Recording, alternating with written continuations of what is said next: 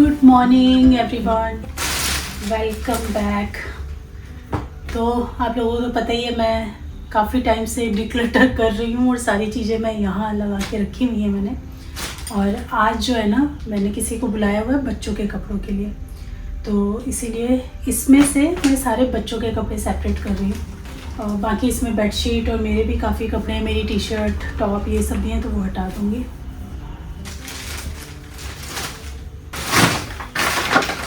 इसमें मैंने बहुत सारी अपनी जैकेट्स हटाई हैं जो मैं पूरे सीज़न में 1 या 2 बार पहनती थी। बहुत अच्छी कंडीशन में है, बट पूरा सीज़न बीत जाता था 1 या 2 बार पहना, और उसके चक्कर में पूरा साल मैं उनको स्टोर करती हूँ।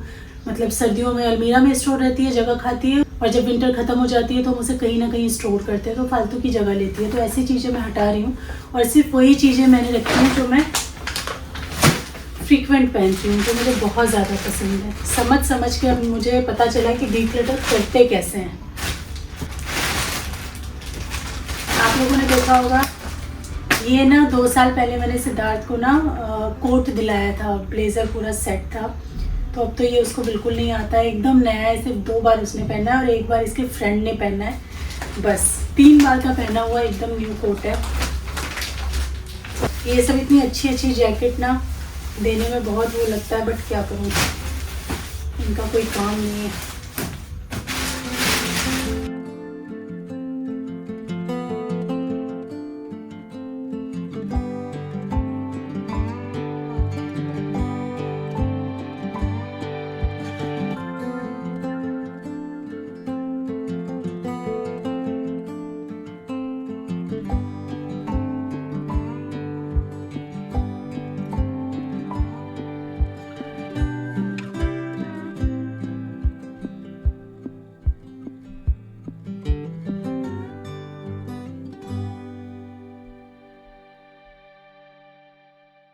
मैंने ना कुछ ऑनलाइन पौधे ऑर्डर किए थे, वो डिलीवर हुए हैं। एक वर्मी कंपोस्ट मंगाया, एक गोबर वाली खाद भी मंगानी है, बट वो अवेलेबल नहीं थी, तो ये मंगाया है। कल परसों ऑर्डर किए थे मैंने रात में ना, तो ये आज डिलीवर हो गया। यहाँ पे मैंने सारा सामान जो है वो ला के रख दिया। अभी उसको बुलाया, आई थिंक 11 बजे तक वो आएगी, अभी 10 बज रहा है, तो मैं सारा उसको दे दूँगी। ये सारे काम डन करने के बाद मैंने नहाया, पूजा करी।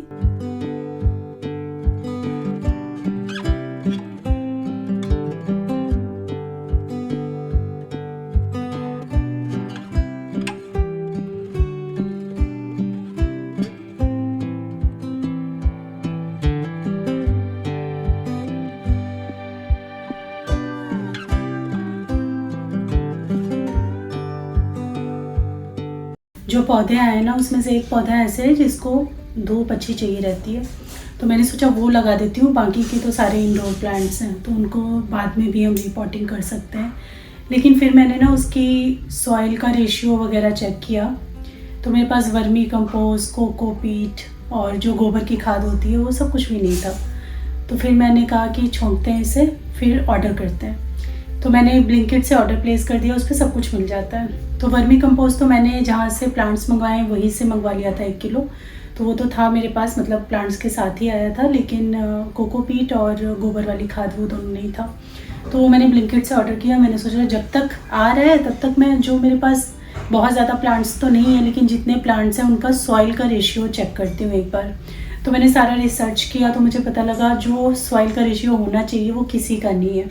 जैसे कि जो हमारे मनी प्लांट है, या यहाँ ड्राइंग रूम में लगे हैं, बाहर भी एक लगा हुआ है, तो उनमें ना 50% कोकोपीट होना चाहिए, और गार्डन सॉइल 30% और 20% होना चाहिए वर्मी कंपोस्ट। तो मैंने जब उसको चेक किया तो उसमें कोकोपीट है ही नहीं, मतलब सिर्फ गार्डन सॉइल ही है मुझे लगता है, और जो खाद वो लोग मिला के देते हैं, और जो मैं लिक्विड फर्टिलाइज़र्स वगैरह यूज़ करती हूँ बस वो डाले हुए हैं। तो मुझे लगा कि ये सॉइल ठीक नहीं है। फिर मैंने सारे चेक किए, बात ही चटक रही है मेरी, पता नहीं, पानी का थोड़ा सा उसमें अंश रह गया था ना, उसमें दिए में जब मैंने वॉश किया था। तो फिर मैंने और भी जितने प्लांट्स हैं मेरे 2-3 तरह के, उन सब का भी चेक किया, और जो न्यू मंगाए हैं उनका भी चेक किया। सब में ना थोड़ा सा कोकोपीट, वर्मी कंपोस्ट, थोड़ा थोड़ा अलग अलग डिफरेंट है सबका, लेकिन सब में ये यूज़ हो रहा था। तो फिर मैंने सोचा ये तो बहुत बड़ा बिग प्रोजेक्ट हो जाएगा अभी, कि जितने प्लांट हैं सबको करना। और कल है छुट्टी हस्बैंड की। कुछ ऐसे बड़े बड़े पौधे हैं ना, जैसे जो मनी प्लांट है वो ऊपर चढ़े हुए हैं, बड़े बड़े पौधे हैं, तो उनको अकेले करना पॉसिबल नहीं होगा, उनकी जड़ें वगैरह टूट जाएंगी। तो इसीलिए मैंने सोचा कि कल हम दोनों मिलके सुबह सुबह सारी सॉइल अच्छी करेंगे सबकी रेशियो के हिसाब से, और सब में वही वर्मी कंपोज एंड खाद वगैरह जो है वो सब मिलाएंगे। तो ये काम कल करेंगे। आज ना मैं अभी जा रही हूँ, पूजा वगैरह मैंने कर ली है, थोड़ा सा रेडी हो जाऊँ। पहले सिद्धार्थ को ब्रेकफास्ट दूँगी, उसने अभी तक खाना नहीं खाया, तो उसको ब्रेकफास्ट देके फिर मैं जाऊँगी। थ्रेडिंग मुझे करवानी है, थ्रेडिंग करवाना है, बनाना लाना है, वो सब मैं भी करके आती हूँ काम। तो थ्रेडिंग मेरी हो गई है, और थ्रेडिंग करवाने के बाद ना पूरा फेस ही एकदम चेंज लगता है। ये पोर्शन ना इतना क्लीन लगने लगता है ना। और मैं वापस आते आते कुछ फ्रूट्स भी लेकर आई थी, बनाना ख़त्म हो गए थे, और साथ में लाई हूँ ग्रेप्स। इनको पहले मैं वॉश करने के लिए डालती हूँ।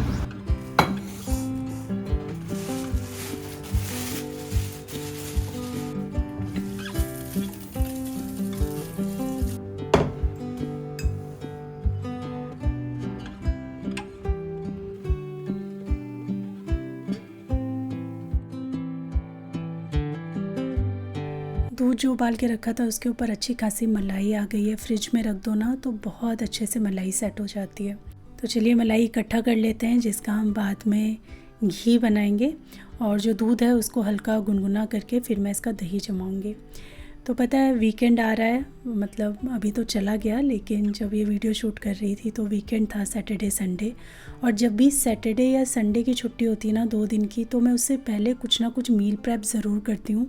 आपने अक्सर मुझे देखा होगा इडली डोसा का बैटर बनाते हुए या छोटी छोटी तैयारियाँ करते हुए, क्योंकि वीकेंड पे जब पूरी फैमिली साथ होती है और कुछ बाहर के प्लान हैं या घर में रहने के जो भी प्लान हैं, तो हम ना मेरा रहता है कि मैं थोड़ा मील प्रेप करके भी रखूं, ताकि मुझे किचन में भी ज़्यादा समय ना देना पड़े, हम लोग साथ में एंजॉय करें। ऐसा नहीं है कि अलग अलग अपना मैं किचन में ही हूँ कि मुझे पूरे वीक का मील प्रेप करना है। तो जैसे जनरली लोग सैटरडे संडे पूरे वीक के लिए मील प्रेप करते हैं, मुझे अच्छा लगता है कि मैं फ्राइडे या थर्सडे थोड़ी बहुत मील प्रिपरेशन करके रख दूँ, जो सैटरडे संडे मेरे काम को आसान करे, और तब मुझे कोई ज़्यादा किचन में समय देने की ज़रूरत ना हो। और जो भी हमारे प्लान्स हो, चाहे घर में एक मूवी देखने का ही प्लान क्यों ना हो, या कहीं बाहर जाने, या बस यूं ही लेज़ी टाइम घर में स्पेंड करना हो, तो उसमें मैं अपनी फैमिली के साथ पूरा समय दे सकूं।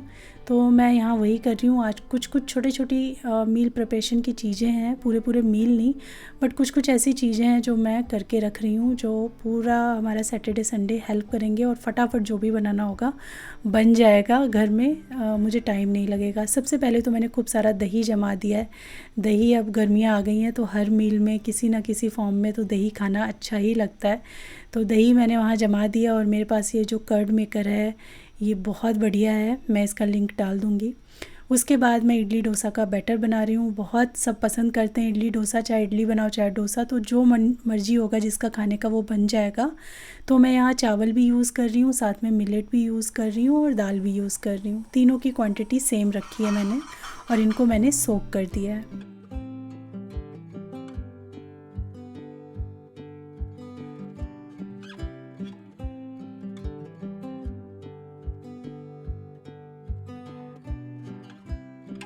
फिर मैं यहाँ पे बेसन रोस्ट कर रही हूँ। तो आप लोगों को तो पता ही है कि बेसन वैसे भी मैं हमेशा रोस्टेड अपने पास रखती हूँ, क्योंकि बेसन रोस्ट करके तुरंत किसी चीज़ में यूज़ करना बहुत बड़ा टास्क हो जाता है। बेसन आप भूनो, उसमें 15 से 20 मिनट आराम से आपको लगते हैं, गैस के पास एकदम जम के खड़ा होना पड़ता है। तो मैं हमेशा ना थोड़ा ज़्यादा बेसन भून के रखती हूँ।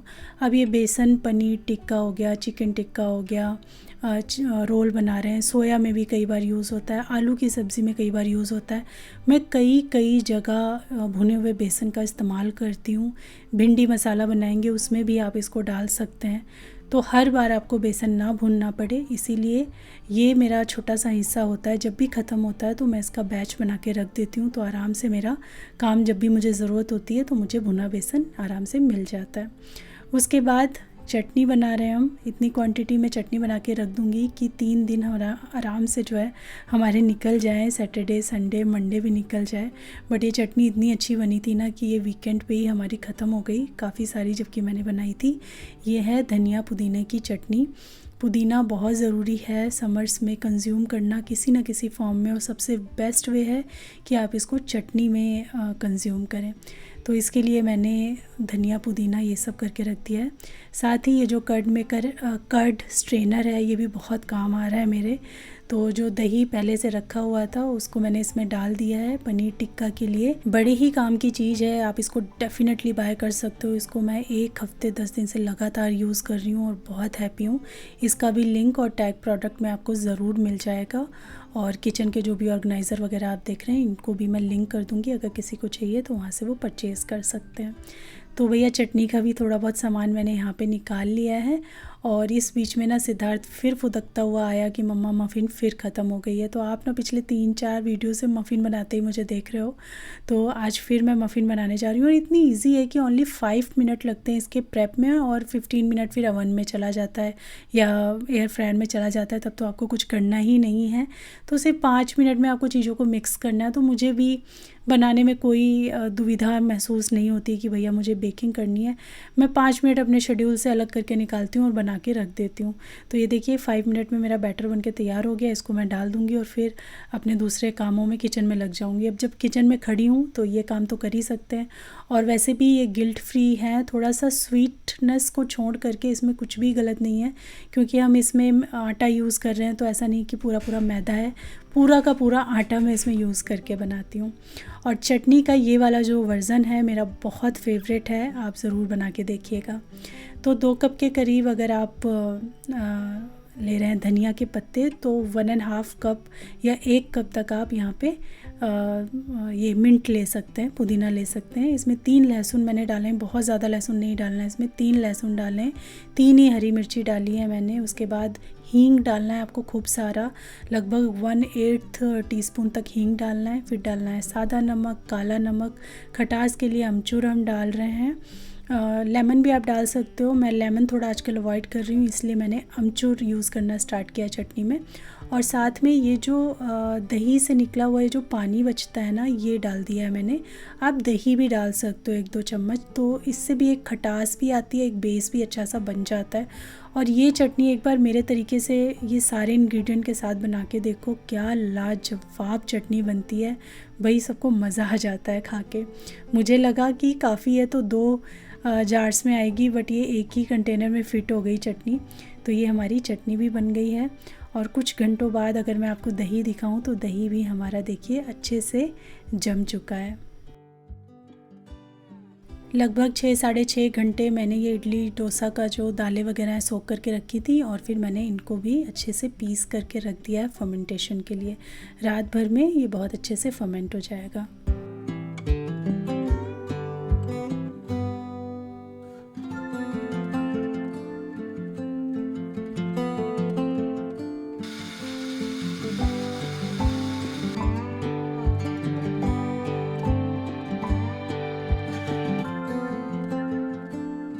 पाँच मिनट की प्रिपरेशन और 15 मिनट का कुकिंग टाइम, और हमारी मफ़िन बनके तैयार हो गई हैं। इन्हें बनाने का आज मेरा कोई मूड नहीं था, लेकिन पता है आपको सिद्धार्थ, आप भी हर व्लॉग में ना मफ़िन देख देख के थक गए हो गए। एक्चुअली ये वाली रेसिपी उसको इतनी पसंद आई है ना, क्योंकि मैं इसमें ढेर सारा चॉकलेट डालती हूँ, डार्क चॉकलेट, तो वो एकदम दीवाना हो रखा है इन मफ़िन का। बहुत गर्म है अभी पापा। और ये आड़ी तिरछी इसलिए बनती हैं बिकॉज़ मैं मोल्ड में डाल के नहीं बनाती हूँ। ये जो एयर फ्रायर है नया है, और ये जो मेरा पुराना एयर फ्रायर है वो 12 लीटर का है। उसके हिसाब से मैंने ये मफ़िन का मोल्ड मंगाया हुआ था। और दिक्कत पता क्या हुई है, जब से ये एयर फ्रायर आया है उसके 2 दिन बाद से वो एयर फ्रायर ख़राब हो गया। मतलब वो चल रहा है, सारे फंक्शंस काम कर रहे हैं, गर्म होता है एयर फ्रायर, लेकिन टेम्परेचर नहीं है उसमें। मतलब एक वार्म रहता है, बस लाइक 90 डिग्री पे ही उसमें वार्मनेस रहती है। जैसे हम 180 डिग्री 200 डिग्री पे करके कुछ बनाते थे ना, वो नहीं। और मोटर की आवाज़ भी नहीं आ रही है उसमें, लेकिन हाँ गर्म अच्छा खासा हो जाता है। मतलब 90 डिग्री 100 डिग्री के जैसे कीप वार्म का इसमें फंक्शन है ना, उतना गर्म हो जाता है। तो मेरे पास और कोई चारा नहीं है कि मैं ऐसे खुले में खाली ये जो कप केक के मोल्ड्स हैं ना पेपर वाले, इनके अंदर मैं बनाऊँ, इसके अलावा कोई चारा ही नहीं है। तो इसकी वजह से ना ये आड़े तिरछे देखो कैसे कैसे हो जा रहे हैं। ये तो देखो, ये तो अपने आप ही दिल का शेप में बन गया, वाह। तो ये हमारी मफ़िन हो गई, ये हो गया, बेसन हो गया, दही है। मेरी फ्रेंड नीचे बुला रही है मुझे, 1-2 चक्कर लगा के आती हूँ मैं, घूम फिर के थोड़ा ब्रेक भी मिल जाएगा। बाकी का काम आके मैं बाद में करूँगी। और बच्चों के लिए मैं यहाँ पे मफ़िन्स पैक करके लेकर जा रही हूँ। गरम है थोड़ी सी, इतनी भी गरम नहीं है, ठीक है, अब खा सकते हैं। ओके, तो चलिए अब मैं यहाँ पे एक मिक्स बना के रखने जा रही हूँ पनीर टिक्का के लिए। सारी ही चीज़ें मेरे पास हैं, तो जब भी हमें सैटरडे या संडे में मान लो कहीं बाहर जाते हैं, जल्दी में हम घर आ रहे हैं और खाना बनाने का टाइम नहीं है या लेट हो रहा है, तो उस समय ना इस टाइप के मिक्स आप बना के रखो। चाहे सोया से बना के रखो, टोफू से बना के रखो, पनीर से बना के रखो, या फिर चाप वगैरह से बना के रखो, तो तुरंत आप निकालो ओटीजी में या ओवन में डाल दो और आपका खाना तैयार हो जाता है। तो यहाँ पे दही को मैंने फेंट लिया है, इसके अंदर हल्दी, लाल मिर्च का पाउडर, गरम मसाला, थोड़ा सा धनिया, ये सारी चीज़ें डाली हैं। साथ ही मैंने काला नमक डाला है, इसमें सादा नमक का भी मैं इस्तेमाल करूँगी। फिर हम इसमें डालेंगे थोड़ी सी अजवाइन, कसूरी मेथी, और हाँ शुरुआत में मैंने इसमें डाला था जिंजर गार्लिक का पेस्ट, और ये सरसों का तेल ऐड कर दिया है। फिर हम इसमें पनीर और डिफरेंट टाइप के कैप्सिकम और अनियन जो है वो भी हम इसमें ऐड कर देंगे। सारी चीज़ों को मिक्स कर लिया है, हमारा ये डब्बा बनके हो गया है रेडी। अब हम इसको अपने फ्रिज में रख देंगे और अगले 2-3 दिनों में कभी भी मैं इसका यूज़ कर सकती हूँ जब मुझे लगा कि इसकी ज़रूरत है। तो वो डे एंड हुआ और अगला दिन यानी सैटरडे का दिन है ये। सुबह मैंने आपको दिखाया समय कि 5 बज रहा है और मैं रेडी भी हूँ, ऐसा कैसे? तो भाई आज का दिन जो है ना हमारा बहुत बिज़ी है, सुबह से लेकर रात तक बहुत सारे काम हैं आज। और शुरुआत आज के दिन की हमने करी है मंदिर जाने से। तो हम लोग प्राचीन काली माता मंदिर जो रोहिणी में है वहाँ जाते हैं, बहुत टाइम से जाते हैं हम वहाँ पे।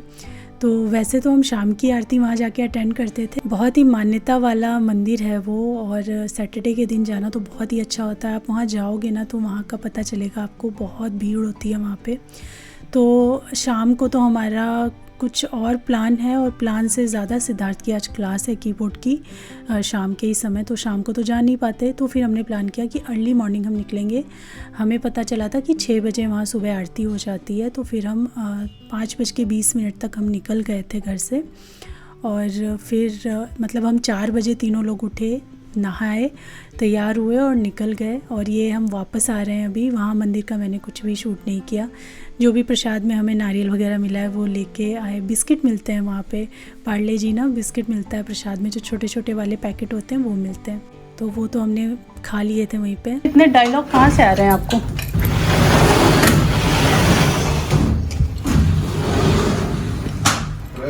मेरे को नाश्ता का रास्ता मत दिखाओ, मेरे को नाश्ता ही खिला दो ना सीधा। नाश्ता का रास्ता बताना ही सबसे बड़ी चीज है। नहीं तो तुम कितने परेशान, क्या बनाऊं, क्या करूं, कौन सी सब्जी करूं। अच्छा 2 मिनट में बता दिया। देखो अब देखो तुम एकदम फोकस हो गए कि एक ही चीज बनाना है। सबके बस की बात नहीं है ये, ज्ञानी लोगों के काम है ना।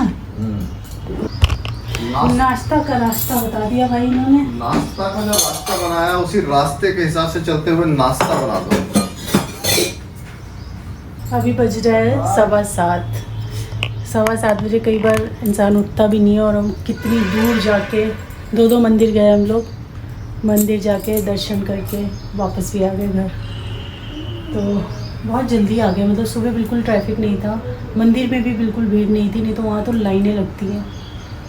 तो चलो वो हो गया। अब नाश्ता बनाने की बारी। जल्दी उठे 4 बजे से, तो भूख भी लगी हुई है, बट अभी बनाने में जितना टाइम लगेगा। इडली डोसा का बैटर मैंने कल आपको दिखाया था ना, मैंने सोक किए हैं सारे। तो रात को दिन में सोक किया था, 6-7 घंटे सोक हो गया था। फिर मैंने इसको रात में पीस करके रख दिया था। इसमें मिलेट, राइस और वो सब डाले थे ना। ये देखो कितना अच्छे से फर्मेंट हुआ है रात भर में, बहुत बढ़िया फर्मेंट हुआ है। डोसा बनने में तो उतना टाइम नहीं लगता, लेकिन डोसा के साथ की जो चीज़ें हैं ना वो बनने में बहुत टाइम लगता है। लाइक आलू हो गया, 1-2 तरह की चटनी हो गई, सांभर बनाओ तो उसमें अलग से टाइम लगेगा। तो फिर डिसाइड किया कि आलू के पराठे। हस्बैंड ने बोला कि फटाफट आलू के पराठे बनाओ, जल्दी से बन जाएंगे। तो यहाँ पे सिद्धार्थ ना वापस आके तुरंत सोने चला गया था, और वो सो गया था क्योंकि उससे पिछली रात भी ना बड़ी लेट वो सोया था। तो 4-5 घंटे ही सोया होगा, नींद उसकी पूरी हुई नहीं थी। तो आया सीधा बेडरूम में घुसा, लेटा और सो गया। और हम लोगों को तो नींद आती नहीं, तो हमने सोचा कि सुबह है, अभी बहुत अर्ली मॉर्निंग है, 7 बजे तो हम वापस भी आ गए थे, तो हम अपना काम जो है निपटा देते हैं। तो सबसे पहले मैंने आलू चढ़ाया, इनको चाय बना के दी, और उसके बाद फिर जो प्लांट का काम होना था ना, मैंने सोचा कि चलो हम दोनों बैठ के फटाफट ये काम निपटा लेते हैं। तो जो भी सारी चीज़ें मैंने मंगाई थी ब्लिंकिट से वो निकाली, प्लांट्स इकट्ठे किए और हम इस काम में लग गए। सबसे पहले था जो ये 2 मनी प्लांट लगे हुए हैं ना, इनका अभी ग्रोथ का टाइम है। ये जो मंथ हैं ये अच्छे होते हैं ग्रोथ के लिए, और इनकी ग्रोथ उतना ज़्यादा अच्छे से हो भी नहीं रही थी। बस सॉइल पे जब मैंने गौर किया तो पूरी की पूरी गार्डन सॉइल है इसके अंदर। तो फिर मेरा था कि मैं इसमें कोकोपीट मिलाऊं, तो अच्छे से जितनी निकाल सकते थे, पूरी तो नहीं निकाल सकते, इसकी जड़ें जो है नीचे काफ़ी फैली हुई थी प्लांट की। तो इसीलिए साइड से जितना हो सका हमने निकाला, मिट्टी जितना हो सका मैक्सिमम निकाल के उसमें कोकोपीट, वर्मी कंपोस्ट मिक्स किया, और फिर हमने डाला, और फिर हमने थोड़ा गोबर की खाद जो है ना वो भी इसमें मिक्स कर दी थी। देखते हैं इसका क्या असर होता है। प्लांट के बारे में उतनी तो ज़्यादा मुझे नॉलेज नहीं है, थोड़ी बहुत जो मैंने नॉलेज गैदर करी, जो भी मेरे घर में थोड़े बहुत प्लांट हैं एटलीस्ट उनको हम बेस्ट दे सकें। वैसे मैं फर्टिलाइज़र्स भी यूज़ करती हूँ, लिक्विड वाले। एक तो हमारा जो ये फ्लैट है ना, इसमें थोड़ा धूप का चक्कर है काफ़ी। धूप ना उतना नहीं आता जितना एक प्लांट को चाहिए, क्योंकि जब मैंने पढ़ना शुरू किया ना, पहले तो मैं ऐसे ही लाई कोई प्लांट लगा दिया, चल रहा है, नहीं चल रहा है, ऐसा था कि नहीं चल रहा है भाई, कोई रीज़न होगा। फिर बाद में मुझे धीरे धीरे समझ में आया कि बहुत सारे ऐसे प्लांट होते हैं जिनको 6 से 7 घंटे की धूप चाहिए होती है। और हमारे इस फ्लैट में ये जो मेरे पीछे बालकनी दिख रही है, इसी में धूप आती है, और मुश्किल से 2.5 से 3 घंटा ही धूप रहती है। तो बहुत कम लिमिटेड ही मैं यहाँ पे प्लांट्स रख सकती हूँ जो सरवाइव कर पाएँ इस धूप में। तो बस यही सोच करके हमने सारे प्लांट्स का काम किया। फिर मैंने बनाए पराठे, और पराठे बस जस्ट खाते ही हमें फिर निकलना था सिद्धार्थ के पीटीएम के लिए। जी हाँ, आज उसका रिज़ल्ट है, पीटीएम है, तो रिज़ल्ट लेने जाना है। उसको तो बड़ा दुख हो रहा था। फिर उसको हमने उठाया और हम लोग फटाफट रेडी हुए। 9:30 तक पहुंचना था वहाँ पे। तो शुक्र है कि इससे पहले हमारा जो प्लांट का काम है वो सारा ख़त्म हो गया था, और खा पी के फिर हम 9:30 निकल गए थे घर से। फेल हो गया, सिद्धार्थ का रिज़ल्ट आ गया। अभी हम उसका रिज़ल्ट लेके आए हैं, बढ़िया नंबर आए। Very good, well done, well done. तो अभी हम ये प्लांट वगैरह लगा के ना, टाइम हो गया था इसका, प्लांट वगैरह सब जगह लगा दिए, पानी दे दिया, बट ये जो खलायरा हमने फैलाया था ना, ये हम नहीं ठीक कर पाए क्योंकि टाइम हो गया था। 9:30 हमको पहुंचना था वहाँ पे, तो चले गए थे। अब कपड़े चेंज कर लूँ, फिर सब कुछ ठीक करूँगी। 3 बज के हो गए 15 मिनट। ये देखो जरा, इसका पैंट उतार के अपने कैसे फेंक दी। आपसे सीख रहा है वो। हाँ, इसका यही वाला पहनने की बात हुई थी ना। हाँ, ये पहन लेगा ऊपर से। तो सिद्धार्थ का अच्छे परसेंटेज आई थी। हाँ, वो एनुअल थी मेरी, उससे अच्छी आई थी। हाँ, वो हमने पढ़ाई नहीं किया, और मेरी सेलिब्रेट तो किया। अब हम सिद्धार्थ को जा रहे हैं घड़ी दिलवाने। हाँ, मेरा था इसका मेहनत का गिफ्ट, जिसमें से आधे पैसे मैं खुद ही दे रहा। अभी इसकी क्लास है, क्लास के बाद जाएंगे इसकी घड़ी लेने के लिए। इसको एक घड़ी चाहिए अपने लिए अच्छी सी, देख के रखा है नेट पे, बट वहाँ जाके देखेगा और देखेगा। हाँ, चलो केले ले लो, ये का रास्ता दिखाओ मैं। बाबू के लिए पहले ये बना दूँ।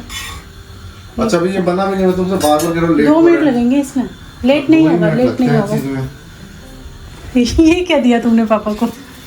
ये इसकी सेविंग्स है। मेरी ओह, घड़ी की 4 हो गई। पूरे पैसे नहीं लोगे हमसे? क्या 3.5 हो गए, 500 का है इसमें से। 500 इसने मेरे को दे दी, मेरे को दिए थे इसने पहले। और होंगे फिर तो शायद 500 4.5 थे। चलो चलो चलो खा मन फास्ट। अपनी सेविंग्स निकाल के दिए सिद्धार्थ ने, उसमें पैसे मिला के हम उसके लिए घड़ी लेंगे।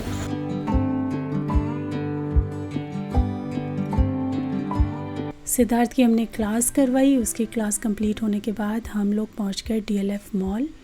यहाँ पे घड़ी का सिलेक्शन तो इंटरनेट पे ही हो गया था, काफ़ी दिन से चल रहा था, उसको था कि उसको घड़ी लेनी है। कुछ सेविंग उसने भी कर रखी थी, आपने देखा ही। तो पहले तो वो कह रहा था मैं नई साइकिल लूँगा, फिर उसने खुद ही अपना माइंड चेंज कर दिया कि मम्मा साइकिल तो है मेरे पास, मैं ना एक घड़ी भी है वैसे उसके पास, लेकिन अभी हमने बर्थडे पे ही गिफ्ट की थी, लेकिन उसे ना अलग टाइप की घड़ी चाहिए थी, स्पोर्ट्स वाली। ये वाली घड़ी इसने पसंद की थी, तो ये हमने उसको दिलाई। और ये घड़ी ना सच में बहुत अच्छी लग रही थी, मुझे भी बहुत ज़्यादा पसंद आई। ज़्यादा हम लोग मॉल में नहीं घूमे, थोड़ा सा यूनिक्लो गए थे एक बार, बस एक नज़र मारी वहाँ पे। सिद्धार्थ एक्चुअली वो भी थका हुआ था, और आज का हमारा दिन ना थोड़ा ऐसा रहा ना, उतना आराम नहीं मिला, और सुबह के उठे हुए थे ना, तो थोड़ा सा फ्रस्ट्रेशन टाइप का हो ही जाता है ना, उतना फ्रेश फील नहीं होता है। तो इसीलिए कोई हमारा ज़्यादा घूमने का प्लान नहीं था, बस ये था आज उसका रिज़ल्ट आया और हमने प्रॉमिस किया था घड़ी का, तो उसको घड़ी दिला देते हैं। तो वो सब दिला दिया, वापस आए, और फिर चलिए आपके साथ एक रेसिपी शेयर करती हूँ। भिंडी की बहुत ही अच्छी रेसिपी है, एक बार आप ट्राई करना, बहुत आपको पसंद आएगी। ये है लहसुनी 2 प्याज़ा भिंडी, इसको बना के देखिएगा, बहुत ही टेस्टी होती है ये। तो थोड़ा सा यहाँ सरसों का तेल लिया है, इसमें थोड़ी बड़ी बड़ी कटी हुई भिंडी हमने डाल दी थी, और मोटे कटे हुए प्याज आपको डाल के फ्राई कर लेना है अच्छे से, हाई फ्लेम पे करना है।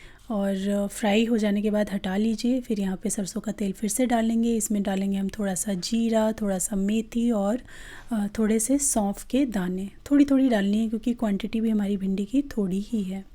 फिर हमने यहाँ पे डाल दिया हींग, और साथ में खूब सारा लहसुन। लहसुन थोड़ा आपको ज़्यादा डालना है, तो अगर ज़्यादा क्वांटिटी में बना रहे हैं, मेरी तो काफ़ी थोड़ी भिंडी थी क्योंकि मैं 2 सब्ज़ियाँ बना रही हूँ ना भिंडी से। सिद्धार्थ को ये मसाले वाली उतनी पसंद आएगी नहीं आएगी मुझे नहीं पता है, तो वो जैसे सिंपल भुजिया खाता है वो बना रही हूँ उसके लिए, और थोड़ी की मैं इधर ये बना रही हूँ। तो आप जितनी बनाए उसके हिसाब से लहसुन की क्वांटिटी को थोड़ा नज़र रखिएगा, ज़्यादा करके डालना है। हल्का सा लहसुन को फ्राई करने के बाद हमने इसमें डाल दिया प्याज, उसको थोड़ा सा फ्राई करेंगे। टमाटर हमने मोटे मोटे चॉप करके रखे हैं, बड़े बड़े चॉप करने आपको, महीन नहीं करना है इनको। यहाँ पे दही लिया है, इसमें हल्दी, धनिया, ब्लैक पेपर, लाल मिर्च ऐड कर दिया है, गरम मसाला ऐड कर दिया, और अच्छी तरीके से हम इसको मिक्स कर लेंगे।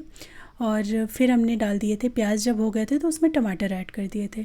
टमाटर को हमें ढकना वगैरह कुछ नहीं है, इसको पकाना वगैरह कुछ नहीं है, सिर्फ हमें प्याज में इसको डालना है, और 1 से 1.5 मिनट के लिए ना थोड़ा तेज़ फ्लेम पे आप फ्राई कर लो बस। टमाटर को गलने का, इसका वेट करने की कोई ज़रूरत नहीं है। थोड़ा ये फ्राई हो जाए उसके बाद ऐड कर देंगे हम ये दही, मसाले वाला दही, और अच्छी तरीके से मिक्स करके अच्छे से फ्राई करेंगे जब तक इसका जो ऑयल है वो सेपरेट नहीं होने लगता। ये जो हमारी ग्रेवी अच्छे से पक गई है, तो हमने इसमें अब भिंडी डाल दी और प्याज डाल दिया है। अभी तक हमने इसमें नमक नहीं डाला था, तो अब हम इसके अंदर नमक भी ऐड कर देंगे। ढक करके हम इसको 3 से 4 मिनट पकाएंगे, और बस हमारी ये लहसुनी भिंडी 2 प्याज़ा बनके तैयार हो चुकी है। इसको पराठे के साथ तो आप इंजॉय करो, क्या ही मज़ा आएगा इसको खाने में। पराठा और ये सब्ज़ी बहुत ही बेहतरीन लगेगी, एक बार इसको ट्राई करके ज़रूर देखिएगा।